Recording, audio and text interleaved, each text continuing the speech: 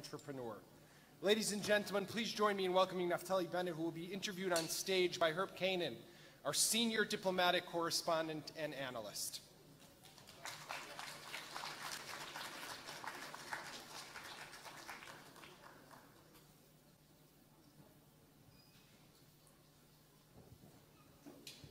That's a hell of a hack to follow.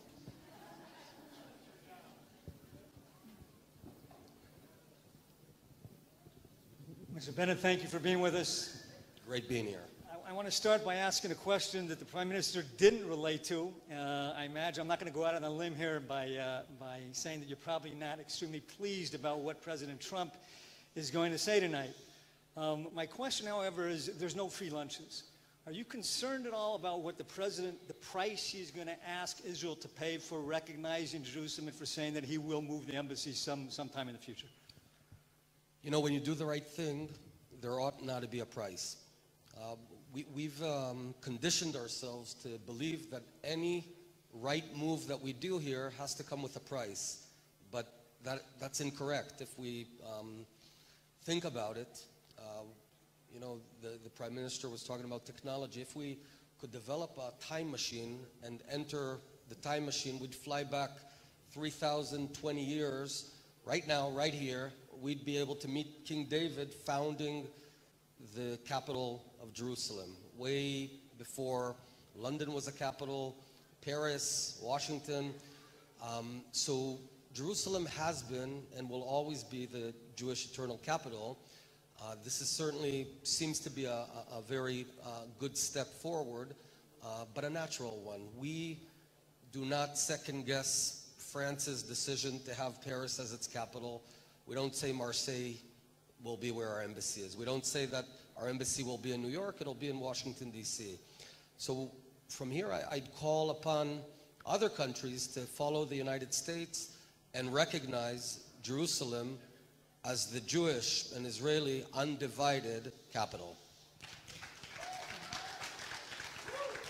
But, I mean, obviously, though, I mean, they're talking about this rather large regional peace plan, and Israel's going to be asked to give things in return. Do you think that this is part of that? Do you think that this is the beginning of a chess game? We're going to give you Israel, now you give us? You know, you talk about chess. I think what we're going to see today shows that Israel's strategic patience has paid off. You know, we've been told again and again that if we want more acceptance, we have to cut up parts of Israel and hand it over to our enemies again and again. The tiniest country in the region, size of New Jersey. So we're expected to sever this tiny country of ours, hand over parts and pieces to be loved. But what we're learning is the contrary. If you had looked at the graph, if anyone could put back Netanyahu's graph of sympathy, I noticed something very interesting. Our drop in sympathy and the Palestinian height of sympathy was at the very moment in 2005 where we gave up parts of Israel. You'd expected that if we're so nice and we're carving out parts of our country, handing it over, you'd see a jump in sympathy. But in fact, the world respects strong countries who believe in themselves, and the world looks down to countries who are willing to give up their homeland. That's the reality. So you do gain sympathy for a couple of days, but quickly thereafter, you gain derision by carving up your country. Hamas, Fatah have already called for days of rage. Turkey's Erdogan said he's going to cut off ties perhaps with Israel. Iran is obviously not going to let this go unnoticed. Are you worried about the reactions? You know, when I see Khamenei condemning Israel, I know we're doing something right. So, you know, nothing good goes easy. You know, when I look at the history of Jerusalem, in the War of Independence and roughly end of March 1948, things were looking bad. You know, Jerusalem was besieged. No vehicles could get up. And at that point, Ben-Gurion was faced with a historic decision, pretty unknown, to give up Jerusalem to save Israel. And some of his generals said, you have to give up, you have to sacrifice Jerusalem to save the Galilee and the Negev. And he said, no, no, no. We're going to dilute our forces all across the country and concentrate them in getting through to Jerusalem. And he knew that there is no Israel without Jerusalem. Zion is Jerusalem. There is no Zionism without Jerusalem. I'd also say that not only is this move not an impediment to peace, in fact, it's a drastic move towards peace. Why? Because we'll never achieve peace that is predicated on dividing Jerusalem. But we create a false illusion that we will, hence we feed the ongoing desire of some of our enemies to fight us. When they understand that this move is essentially, the United States is adding another brick to the walls of Jerusalem, to the foundations of the Jewish nation, we make a big move forward towards peace. And mind you, peace in the Middle East is not a piece of paper. Peace is the lack of war. That's all we want. Give us the lack of war, we're good. This move, I don't know what will happen in the short term, anything can be. In the long term, it's a big step towards regional peace. In political terms, Israeli political terms, whose victory is this? Is this the government's? Is it the prime minister? Is it the evangelical community in America? Is it Sheldon Adelson's? I mean, who owns this victory, the fact that Trump tonight is going to say that Jerusalem is Israel's capital? Destiny.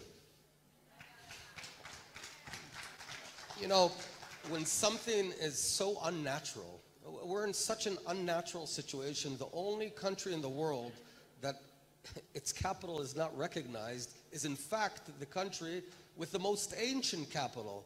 If you'd give 10 minutes, we could go out and find coins in Hebrew from 2,000 years ago, and on it it says Freedom of Zion, year 67, right? So this is a very unnatural situation. It's a blip in history. It might take another 7 years, 70 years, 700 years. We're the Jews. We live in an eternal timeline. Ultimately, Jerusalem is the capital of Israel and to a great degree the capital of the world. You know, Jerusalem is mentioned in the Bible 669 times. You know how many times it's in the Quran? 0. And we will always allow Muslims and Christians to certainly exercise all religious rights. In fact, Jerusalem is thriving perhaps as almost never before. The last time Jerusalem was doing so well was during King Solomon's reign. But we're doing so well because Jerusalem, again, is in its natural place. It's the capital of the Jewish people. Let's move north for a minute. Israel's facing great challenges. You've got Hezbollah, which is again threatening. You've got Syria trying to entrench themselves in Iran. You were critical of the government in the past for its policies towards Hamas and Gaza. Do you think the government's on the right track in the north with dealing with these challenges? I think we've done a very good job in progressing our policy. By the way, I certainly want to congratulate Prime Minister Netanyahu and then thank President Trump for this upcoming move. I think they certainly both deserve tremendous credit. And I think, as the Prime Minister very eloquently showed, Israel's on a very good track right now. In terms of the problem, I think the Prime Minister hit the nail on its head. We've got an octopus with a head. The head is Iran, and it sends its proxy arms to envelope us in Lebanon, a host country that hosts a proxy called Hezbollah. There's another host country called Syria, which hosts or is intending to host radical Iranian militias. Interestingly, Khamenei will fight Israel till the last drop of blood of the Lebanese or of the Syrians. When it comes to his own soldiers, he is gun-shy. And I think by understanding that Iran is the very source of instability in the region, we are gradually adopting our policies. One policy that I've been promoting for the past 4 years is to hold the host country accountable for the messenger. In other words, If in 2006 I fought in the Second Lebanon War as a commander of a search and destroy team searching out rocket launchers, we were fighting the tip of the edge of the arm of Hezbollah and shedding blood. Now we're telling Lebanon, hey, we're not going to make that distinction anymore. If you host thousands of rocket launchers within your homes, if you accept Hezbollah as part and parcel of government, which you do, if in fact Hezbollah is the major force, military force in Lebanon, then Iran equals, Lebanon equals Hezbollah, Hezbollah equals Lebanon, and we will hold the Lebanese government accountable for any rocket shot on us from Lebanon. What does that mean? I mean, it means we're going to take out Lebanese infrastructure if Hezbollah starts some kind of confrontation with Israel? It means that when my mom's house in Haifa is under rockets, then the same will happen in Lebanon. Okay, see, the time is running out, and I just got to ask you a political question, because Jerusalem, it's a wonderful thing. It's in the news today, tomorrow. We're going to go back to the political problems and the Prime Minister's... what problems? Anyone aware of? I'm not aware of any problems. The coalition problems, it's the looking scandals. all dandy. If the Prime Minister's indicted, what does your party do? You know, the real story of Israel is what the Prime Minister showed 2 minutes ago. Now there's a lot of fluff. There's a lot of noise. In Israel, we're a country of law.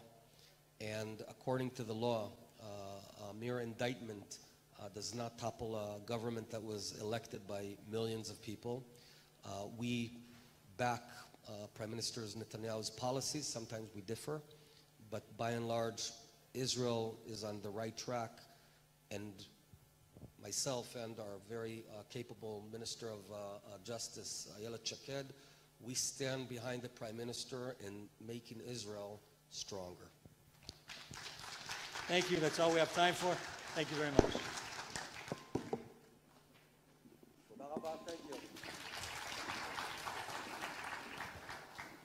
Thank you very much, Minister Bennett and Herb. The AMN